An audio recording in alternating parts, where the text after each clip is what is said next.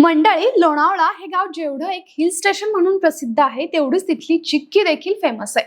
म्हणूनच लोणावळ्याला फिरायला गेलेले लोक असो वा मुंबई पुणे प्रवास करणारे प्रवासी असो, चिक्की विकत घेण्यासाठी हमखास लोणावळ्यात थांबतातच। पण ही लोणावळ्याची चिक्की एवढी प्रसिद्ध कशी झाली? लोणावळा आणि चिक्की हे कनेक्शन कसं जुळलं हे तुम्हाला माहिती आहे का? थांबा सांगते। तर लोणावळा आणि चिक्की हे कनेक्शन 1980च्या दशकापासून चालत आलंय।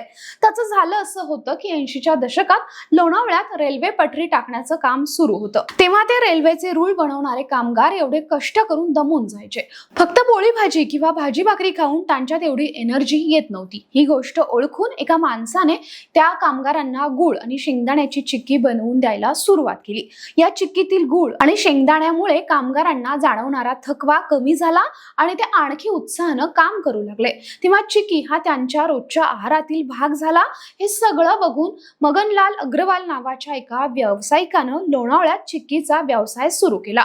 पुढे रेल्वे अधिकाऱ्यांच्या मदतीनं ही चिक्की मुंबई लोणावळा या मार्गावरील रेल्वे प्रवाशांमध्ये खूप लोकप्रिय झाली। तेव्हापासून लोणावळा आणि चिक्की हे एक समीकरणच झालं। हे आजच्या घडीला फक्त मुंबई आणि लोणावळ्यातच नाही तर संपूर्ण महाराष्ट्रात प्रसिद्ध आहे।